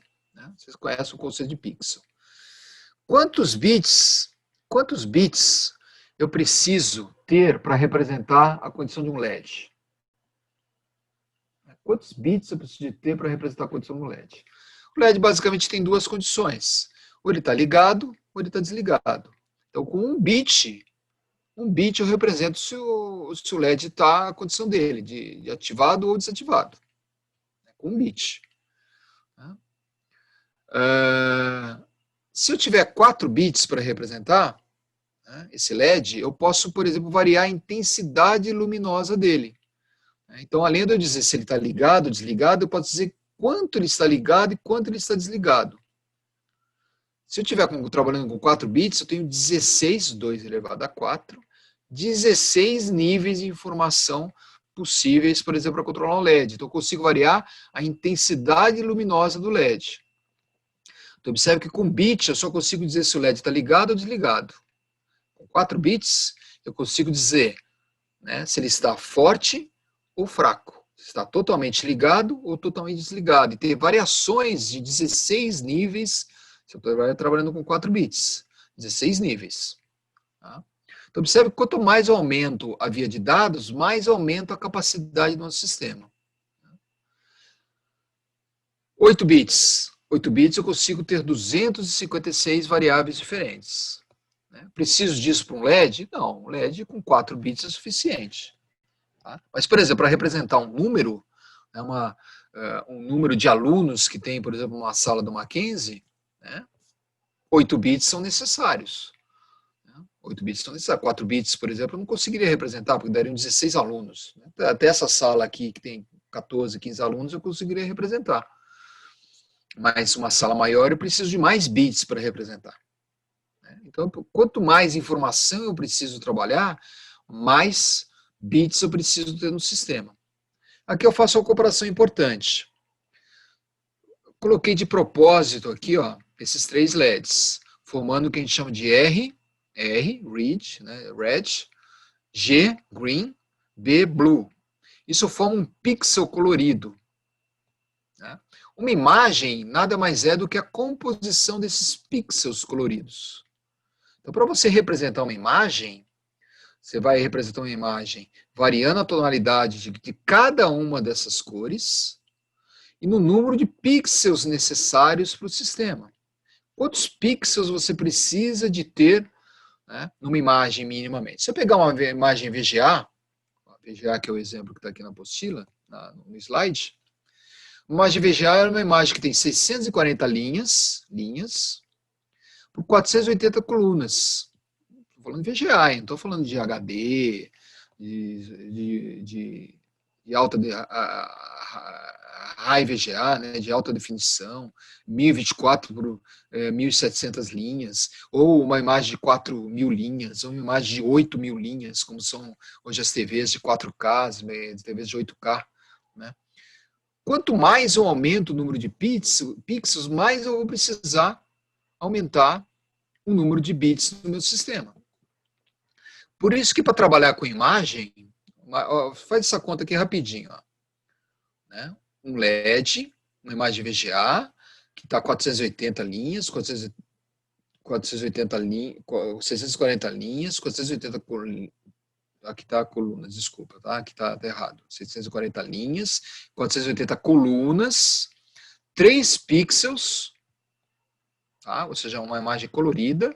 E vamos imaginar que cada pixel desse eu vario 4 bits, ou seja, 16 níveis. Se vocês fizerem essa conta aqui, ó, essa conta vai dar 4 milhões, 14 milhões. Para representar 14 milhões, eu preciso de 32 bits. Tá? Por que eu preciso de 32 bits? Porque 2 elevado a 16 tá? Vai dar 65.512. Então, se eu dobrar isso, vai dar 32 bits. Com 32 bits, 2 elevado a 32 bits, eu consigo representar 4 bilhões de informações diferentes. Ou seja, o suficiente para mim poder ter um bom controle de imagem, poder inclusive ter mais de um controle de imagem, e poder ter uma imagem mais bem definida, né? Uma imagem HD, uma imagem, né, de uma definição muito melhor, uma imagem de 4K, 8K. Tanto que hoje os processadores não são de 32 bits, são de 64 bits. E placas de vídeo têm processadores de 128 bits, porque trabalham com um universo de informação quase que infinito. Imagina quantas informações você não tem num jogo, por exemplo, de esses jogos que vocês gostam de jogar aí, né, de alta definição, né, com imagem, com som, aquele som fantástico, né, e você coloca lá um home theater e tem a sensação, né, de você estar numa cena real ali. Né? Por isso que cada vez mais você precisa de informação. O nosso processador, esse processador que a gente vai estar trabalhando no curso, ele é um processador de apenas 8 bits. Então, com esse processador, eu não consigo trabalhar com imagem. Ou, se eu for trabalhar com imagem, eu vou trabalhar com imagem estática. Por sua vez, se eu pegar uma placa, tipo essa daqui, que é um Raspberry, né, aqui dentro tem um Raspberry, né, um processador de 32 bits, com o Raspberry eu consigo trabalhar com imagem. Então, observe a importância do barramento de dados aqui, para você trabalhar ou com um sistema simples, que você vai ligar e desligar coisas, como o CLP, tá? Ou um sistema de 32 bits, um Raspberry, um ARM, né, que você vai estar trabalhando com imagem. Tá? Então, daí a importância, né, da questão do barramento de dados do sistema. Bom, barramento de endereço é a localização do sistema. Então, o que adianta eu ter um dado se eu não consigo saber aonde está esse dado? Então, tão importante quanto a informação de dado é a informação da localização dele. A localização dele me dá diretamente a capacidade da memória. Por exemplo, se eu estiver trabalhando com esses 32 bits aqui, ó, de endereço, eu vou ter uma capacidade de memória de 4 bilhões de posições diferentes. 4 bilhões de bytes, 4 bilhões de words, 4 bilhões de double words, né, de 32 bits, 16 bits, etc. Então, você tem, né, toda essa... Né, então, o endereço te dá diretamente a capacidade de memória. Aqui no slide ele não está bem detalhado, daqui a pouco eu vou fechar o slide, eu vou para a apostila, você vai ver que na apostila, vocês vão observar, quem tiver com 2 telas e puder abrir a apostila aí, ajuda bastante. E finalmente o controle. O controle é o barramento que não é dado, ou seja, não é uma instrução ou uma variável de entrada e saída, não é um endereço, que é uma localização numa posição de memória ou periférico, tá? Mas vai controlar interrupção, vai controlar o clock, vai controlar sinais de periféricos, né? Sinais de escrita, sinal de leitura. Então, qualquer sinal que não é dado, não é endereço, tá? Eu chamo de controle. Né? E esses barramentos estão presentes aí nos diversos processadores, como a gente já vai ver na sequência aqui. Tá? Então, aqui, né, a classificação de... classificação não, né? A conta que eu tenho aqui, quando eu tenho 16 bits, 64K, né? Endereço. 20 bits me dá 1 mega, 2 elevado a 20. 30 dá 1 giga. Aqui um mnemônico legal, ó. Né? 20 dá 1 mega. Se você multiplicar isso por 10, você vai multiplicar por 1000. Né? 2 elevado, né? Você vai levar por 1000, né, a sua capacidade. Ou seja, se você trabalhar com 40 bits, dá para falar que é 1 tera. Tá? 40 bits 1 tera, 30 bits 1 giga, né, 20 bits 1 mega. Então você vai trabalhando de 10 em 10 bits. Lembrando que 2 elevado a 10 é 1024. Vamos trabalhar muito com o conceito de 32 bits. Então guardem a questão dos 4 GB aqui, porque 2 elevado a 32 é 4 GB. Tá? Aqui eu tenho a representação de um chip. Esse é um chip de memória, uma 27256. Tá? 27256 é uma memória de 256 kbits. Se você dividir isso por 2, dá 32 kbytes. Então, para você acessar 32 kbytes, tá? Você precisa de 15 sinais de endereço. Porque 2 elevado a 15, né? 2 elevado a 15 dá 32 mil. Então, ter sempre essa relação aqui. Tá? 15 sinais de endereço. Deixa eu aumentar um pouquinho esse zoom aqui para... 15 sinais de endereço, 2 elevado a 15, 32K. Né? Aqui eu tenho um barramento de dado, né, de 8 bits, caso que é representado por Q0 e Q7, e os sinais de controle dessa memória. Então, observe que todo chip que vai estar aqui nesse meu sistema, tá, vai ter lá barramento de dado, barramento de endereço e barramento de controle. Tá? Então, são 8h30 já, né? Migrando aqui rapidinho para... Deixa eu diminuir o zoom aqui. Aí. E para a gente encerrar aqui a parte de barramento, né? O barramento, além de ser classificado como o tipo de informação que ele tem, ou seja, dado, endereço ou controle, barramento também pode ser classificado como sendo paralelo ou serial. Barramento paralelo é aquele barramento que eu tenho um pino para cada informação, um pino para cada bit. Por exemplo, se eu tenho aqui 8 bits na via de dados, ele vai ter 8 bits de dado. Né? Como dessa memória aqui que vocês acabaram de ver. Aqui, ó. Essa é uma memória paralela. Ó. Tem um bit para um pino para cada bit. Né? Então, isso é uma memória paralela. Uma memória serial, ela vai estar trabalhando não com o conceito de uma via para cada bit, tá? Mas eu vou conseguir transmitir um trem de dados, uma sequência de dados seriais, tá? Numa determinada via. Né? Então, observe ó, que num barramento serial você tem uma via normalmente de dado e normalmente um clock. Tá? Um clock que vai fazer o controle desse dado, vai fazer o sincronismo desse dado. E no caso, você só tem 2 vias. Ó. No caso, uma memória I2C, um barramento serial I2C, você tem 2 vias. Né? O SPI você teria 3 vias. Você tem uma via de clock, e uma via de entrada e uma via de saída. Né? Então, você diminui o número de pinos, mas é claro que a velocidade do sistema vai ficar comprometida. Né? Processadores têm normalmente barramento paralelo. Microcontroladores normalmente têm barramento serial. Então, você vai ver no microcontrolador sempre um barramento serial de saída. Você nunca vai ver um barramento paralelo no microcontrolador. Tem essa distinção importante. Eu vou puxar de novo aqui a minha... A gente finalizando aqui. Eu vou puxar a minha câmera de novo aqui, só para representar melhor isso que a gente está falando aqui. Estão vendo aqui de novo a minha tela, né? Pequenininha.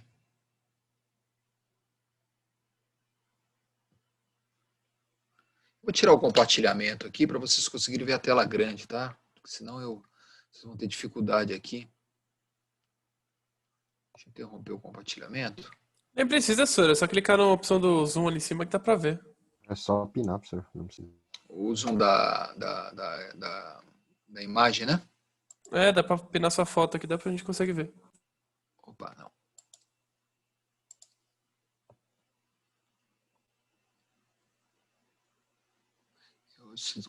Eu consigo aumentar essa tela aqui que você está falando, Gustavo?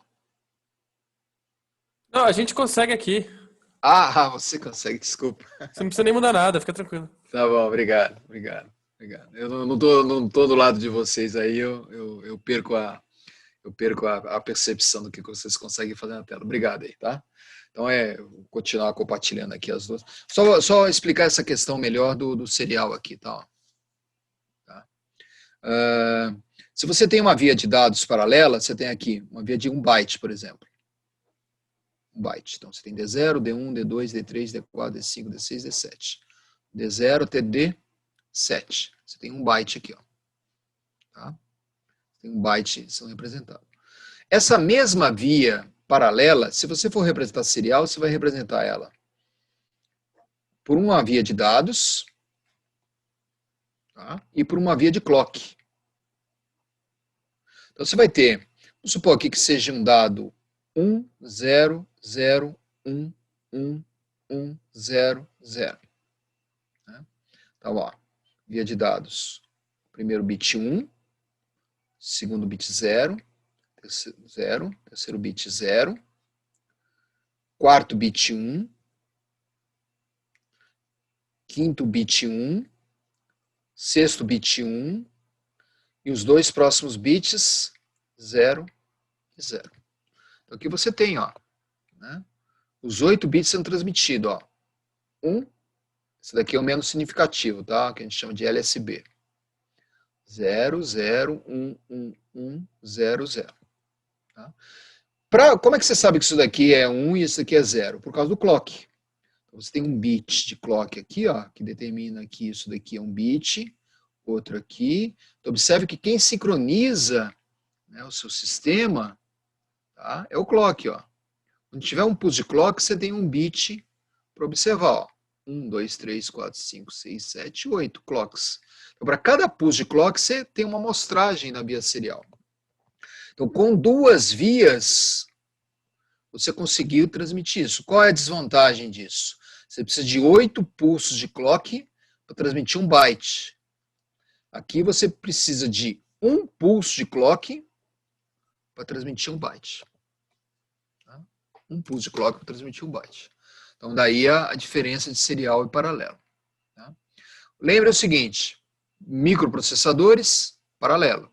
Velocidade, o microprocessador precisa ser rápido, placa de vídeo, por exemplo, tudo paralelo, disco rígido, tudo paralelo, memória, tudo paralelo. Né? Serial você tem que privilegiar o número de pinos, você tem que otimizar o número de pinos. Então você vai usar menos pinos. Você tem o processo 2C que usa só 2 pinos, como esse exemplo que a gente deu aqui, ó. Tá? E tem o processo SPI. Né? SPI você usa 3 pinos. Por quê? Porque você usa um pino para saída e um pino para entrada. Aqui, ó, nesse exemplo que a gente deu aqui, tá? Eu não sei se é entrada ou saída isso. Normalmente você vai saber se é entrada ou saída pelo protocolo. Você não sabe se essa informação está indo ou se está vindo. Né? Quando você tem duas vias de dados, você tem um controle bidirecional, mas por outro lado você tem 3 pinos. Tá?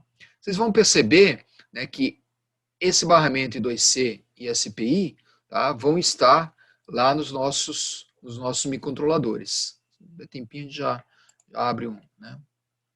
Só ver aqui. Instruções já vimos. Tá, já podemos ir na lista aqui. Bom, eu vou abrir a apostila aqui para a gente fechar a nossa aula, para compartilhar, e também vamos dar uma olhadinha no Moodle aqui, a tarefa que está lá. Tá? Aqui eu tenho uma lista de exercício. Tá? Uma lista de exercício. Né? Deixa eu abrir aqui a apostila. Se vocês quiserem abrir a apostila de vocês que estão no Moodle aí, também podem abrir. Compartilhar aqui. Eu acho que é essa daqui. Deixa eu ver assim. Só puxar ela. Vocês estão vendo a apostila aí? Sim. Continua vendo a apostila, né? Só puxar aqui para minha tela principal. Tá? Essa apostila aqui, ela é um detalhamento desses slides que vocês acabaram de ver, tá? Vou puxar aqui desde o início, ó. Conceito de sistema programável, tá? Hardware, software, tem explicação de tudo que a gente acabou de falando, lá. Tá? Detalhado. Aqui você tem, né, uma representação de um barramento, numa placa de circuito impresso. Tem a explicação de cada um deles. Tá? Aqui tem um detalhe importante, né? Lá eu só mostrei de memória. Aqui eu estou mostrando memória periférico e microprocessador. Ó. Aqui você tem os Z80, isso na aula que vem eu vou detalhar um pouquinho melhor. Tá? Aqui você tem as memórias, aqui você tem os periféricos, aqui você tem os 3 elementos juntos. Né? Na aula que vem eu vou pegar a partir desse ponto aqui, tá? E vamos dar uma destrinchada melhor isso. E aqui os 2 barramentos, ó, barramento SPI, que eu tenho um desenho melhor do barramento SPI de 3 vias, ó, clock. Professor, eu acho que está travada a sua tela do Word. A minha tela do Word está travada? É, tá parada. Está parada na memória. Não é memória. Talvez eu vou descompartilhar. Tá no 1.2.2. Ah, agora foi. Tá difícil. Porque o problema é que estava na minha segunda tela. Só um segundinho. Eu vou interromper o compartilhamento. Tá? Interromper o compartilhamento e vou compartilhar de novo. Só que puxando. Porque eu estou trabalhando com 2 telas aqui. Ela estava na minha tela secundária. E eu acho que quando eu puxei ela. Agora vai ficar melhor.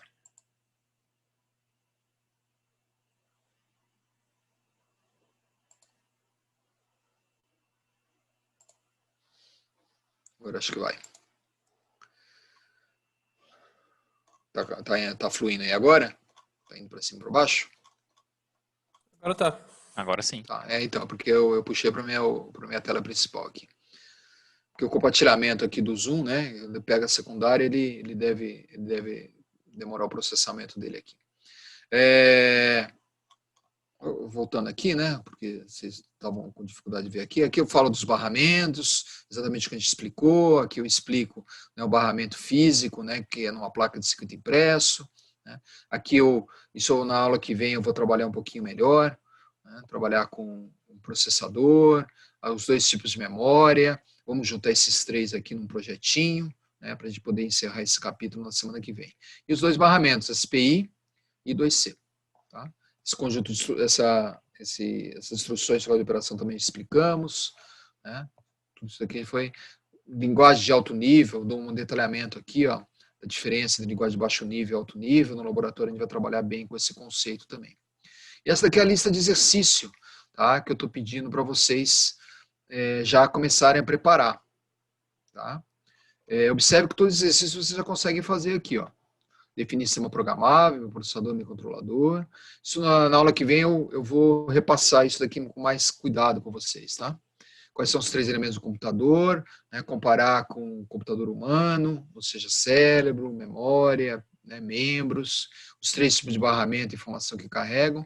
Aqui eu tenho uma questão de capacidade. Né? Por exemplo, qual é a capacidade de 8 bits? 2 elevado a 8. 256. Qual a capacidade numérica? 16 bits. 2 elevado a 16, 65.512. Né? Só fazer a conta na calculadora aí ou puxar de memória. 32 bits, já fez a conta aí. 4 GB. 64 bits, eu não sei quanto que dá. Dá um número astronômico. Tá? Conta ao contrário. Se você tem 64K de memória, quantos endereços você precisa ter para acessar 64K? Qual é o número que 2 elevado a esse número dá 64K? 16. 1 mega, vimos esse número, 20. 4 GB, 32. 64 GB. 64 GB é 8 vezes 32. Então, você vai trabalhando aí com todos esses conceitos. SPI e 2C acabamos de ver. Esse exercício 7 e 8, vocês não precisam fazer, tá? O 8 você não precisa fazer. Porque o 8 eu estou pedindo para você pegar na biblioteca esse livro, só para você poder comparar. Tá? Eu tenho esse livro aqui, talvez para a semana que vem eu mando a cópia aqui dessas páginas se vocês quiserem fazer. E aqui eu falo, né? Isso é uma questão de laboratório, né? Hardware, código de operação, a gente vai ver no laboratório na sequência aí. E aqui eu estou pedindo para você compilar um programa, que no laboratório a gente vai estar vendo também. E aqui é para descompilar. Né? E essa daqui é você levantar, né? Estou pedindo para você também, na lista de exercício, resolver essa questão do ENAD aqui. No início da aula que vem, eu vou começar também a aula dessa questão do ENAD aqui. Tá? A gente pode fazer. Na aula que vem, a gente pode refletir sobre a maior parte dos exercícios que vocês vão entregar. Tá? Para a gente encerrar aqui a nossa aula, eu vou abrir o Moodle novamente, só para a gente ver a tarefa. Tá? Que são questões do ENAD, tá? Questões do ENAD. Vocês são turma do ENAD? Vocês vão ter que fazer. Vocês fizeram prova quando vocês entraram no Mackenzie? Não sei, professor. Não, fiz A não. gente não fez. Então, vocês não são turma do ENAD. O que significa isso? Significa que quando vocês saírem, se formarem, né, não precisa ir investir um domingo, né, mostrando o que você ganhou de conhecimento no Mackenzie, né? Isso é muito importante para o Mackenzie, né? O ranqueamento, né? Hoje a classificação, né, de qualidade das universidades está muito ligada a esse processo do ENAD. O ENAD é uma prova muito reflexiva, né? Então eu coloquei algumas questões do ENAD aqui, ó, né, para vocês trabalharem. Na semana que vem eu vou repassar essas questões, inclusive essa questão de memória que a gente estava trabalhando aqui, ó. Então dá uma olhadinha, se for possível, na semana que vem, né, para isso. Vamos dar uma olhadinha aqui só. Professor, Só antes mudar. de você mandar para o Moodle, eu estava prestando atenção, na apostila que eu baixei lá do Moodle não tem a questão 12, vai só até a 11. Até 11? Isso, Vou dar uma olhada lá. Quem é que está falando? Dixon. Se puder Dixon. conferir depois. Dixon, eu vou dar uma olhada.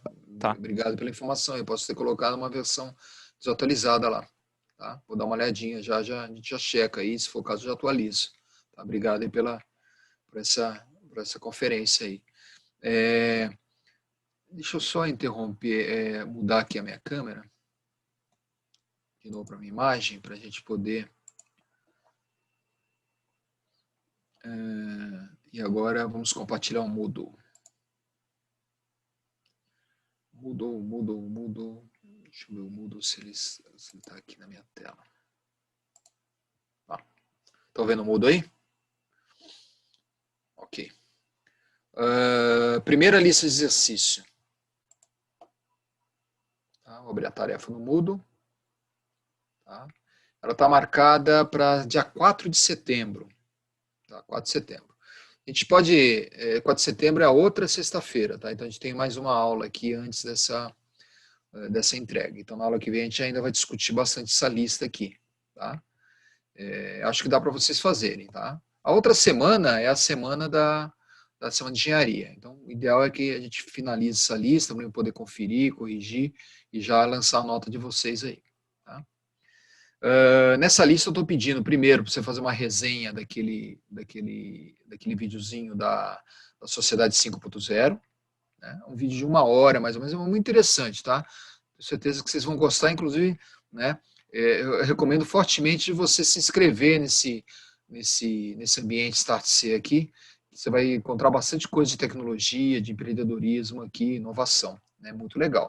Isso em diversos campos, tá? Não é só de engenharia, não. Ele não é um site de engenharia, é um site de negócios. Tá? Mas quem gosta de empreendedorismo e inovação vai gostar muito desse ambiente. Tá? A maior parte das aulas são de graça.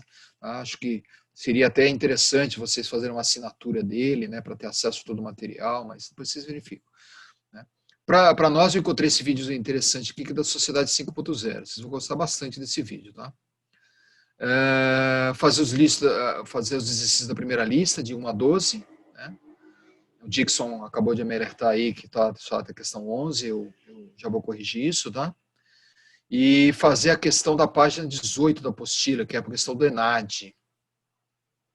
Tá? 18, essa questão do ENAD aqui. Que é aquela questão da memória, tá? Questão da memória. Deixa eu compartilhar aqui de novo a tela com vocês. Ó, questão 18 é essa daqui. Ó. Tá? Então, estou pedindo para você refletir. A gente resolveu isso na sala de aula aqui, quando estava comentando. A gente já... Mas, de qualquer maneira, se vocês puderem para a semana que vem, na semana que vem, já dar uma olhadinha nisso, durante a sala de aula a gente resolve uma parte dessas questões também. Tá? A gente vai dedicar parte da aula que vem eu queria um feedback de vocês. vocês conseguiram enxergar bem a minha segunda câmera aqui? Eu consigo usar ela bem como quadro? Vocês falaram que dá um zoom, vocês se viram bem com isso daí? Dá pra ver sim, professor. Sim, professor. Só Dá pra se ver você direitinho. usar, você tem que deixar um tempinho, porque às vezes a imagem ela fica um pouco ruim e ela carrega depois. Então, assim, quando você for fazer, só dá um tempinho que ela pra carregar. Dá para dar uma sincronizada na imagem, né? Porque senão fica tudo emborrado, não dá pra nem tirar print se quiser. Legal. Eu acredito que com a aula gravada, né, isso você pode fazer. Eu vou fazer isso com a aula gravada e vou observar, né, a minha tela aí na aula gravada para a gente pegar, né? Nós estamos com quanto tempo de aula aqui? Nossa, 2 horas de aula. Não, 2 horas de sala aberta, né? Não de aula. A aula acho que deve ter dado 1h20, 1h30 aqui. Então tá bom. Vamos fazer um intervalinho, galera, né, para a gente poder ir para a aula de laboratório, tá? A gente começa a aula de laboratório no horário certinho, 20h10, né, para a gente não demorar muito e a gente poder também descansar, né? Vamos dar 20 minutinhos só para a gente tomar uma aguinha aí e dentro de 20 minutos eu retorno aqui, né? Presenças, acho que todos estão, né? Rapidinho. Eu Pode tava falar, vendo aqui, Gustavo. você quer que a gente faça manuscrito mesmo, as coisas, ou pode ser digitado? A questão do manuscrito aqui é a questão mais do pessoal poder refletir e tudo mais, né? Se dá uma mixada, dá uma mixada. O que vocês acharem que fica melhor fazer digitado, vocês podem digitar, mas obviamente vai ter exercício como projeto que você vai ter que fazer manuscrito, né? Então dá uma mixada aí para poder, né? E claro aí, né, vocês estão, me parece que estão numa turma aí com uma boa liderança, são unidos, não tem problema nenhum aí de vocês compartilharem as informações, né? Eu acho que esse ambiente virtual é um ambiente moderno e um ambiente moderno tudo é compartilhado, né? Não vejo problema nenhum nisso daí, né? Eu só peço que quando vocês compartilhem, né, que vocês reflitam o que estão compartilhando, né? Por isso que eu falo muitas vezes fazer manuscrito, senão dá Ctrl+C, Ctrl+V, fica complicado, né? Mas não vou ser chato nisso daí não, tá? Eu só gostaria que, né, não tem problema de vocês compartilharem as informações e o mundo é assim mesmo, né? Hoje não tem, inclusive naquele ambiente Startse eles falam muito disso, né? As empresas ficam muitas vezes preocupadas em guardar segredos e não sei o quê, às vezes compartilhar as informações vai fazer que todo mundo cresça, até em relação à concorrência. Isso é uma cultura que a gente não tem muito em empresa, né? A gente fica querendo guardar muito segredo, né? E muitas vezes testar uma ideia é muito melhor você compartilhar ela, né? A gente fica imaginando, eu tenho uma grande ideia, né? Então eu vou guardar essa minha ideia. Isso é bobagem, né? Essa ideia que você está tendo aí agora para fazer um grande negócio, que você vai ficar milionário, muitas e muitas pessoas ao redor do mundo, são, né, bilhões de pessoas no mundo, né, que têm, né, ideias, que pensam como você. Então isso é bobagem, né? O empreendedor não é aquele que tem ideia. Não é tão difícil ter ideias, né? As pessoas criativas, principalmente. A grande dificuldade do empreendedorismo, tá, é primeiro você ter ideia inovadora, né? Ideia diferente, ideia com diferencial. E segundo, você colocar essa ideia em prática. Essa é a diferença entre uma pessoa que é empreendedora e não é empreendedora. É fazer as coisas acontecerem, né? Ter uma empresa, ter um negócio, né? Concluir um projeto, né? Isso é que faz a pessoa ser empreendedora, não ter a ideia, né? Então, tirar a ideia do campo da mente, né? A ideia do papel e transformar aquela ideia no negócio, esse é o papel, o grande papel do empreendedor. E é aí onde que ele vai mostrar o talento dele, né? E não apenas tendo ideias ou querendo guardar uma determinada informação, né? Isso é um paradigma, né, que muitas vezes as pessoas... E aquele ambiente Startse lá, ele trabalha muito com esse conceito de compartilhamento. No Vale do Silício não tem muitos segredos, né? As inovações estão lá acontecendo, né? Né? São compartilhadas. É claro que o algoritmo do Google que faz a busca é patenteado, né, e é guardado a 7 chaves. Então, claro que o Google não vai ficar compartilhando, né, a ferramenta de otimização dele.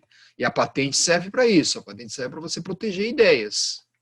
Né? Proteger ideias não, proteger a forma de implementar a ideia. Porque a ideia está aí, né? Você olha lá o que o Google faz. Todo mundo é usuário do Google. Vai fazer um algoritmo tão bom como o do Google, né? As pessoas tentam, né? As empresas tentam.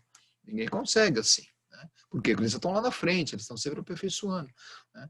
quem é inovador está sempre na frente, desde que continue inovando, né, inovando de uma forma constante. Bom, vou parar um pouquinho aqui e dentro de 15 minutos, né, já são 5 para as 9, a gente volta aqui à sala de aula e vamos trabalhar um pouquinho no laboratório. No laboratório eu vou trabalhar bastante com essa minha segunda tela aqui. Legal que vocês tenham tido um feedback positivo aqui. Se puderem abrir já a apostila, né, do laboratório, né, a gente vai fazer uma revisão, né, do nossos pré-requisitos. Vai ter também um relatório para entregar, né? Também não prometo não judiar de vocês ali no relatório, não, vamos só fazer, né, porque numa avaliação contínua é importante que vocês entreguem uma tarefa a cada atividade, né, a cada semana. Né? Aqui até a gente está juntando 2 atividades na teoria, né? Mas no laboratório a gente deve ter aí um relatório entregue aí. Se tivesse sala de aula, tá, eu pediria para vocês entregarem o relatório na hora, inclusive, né?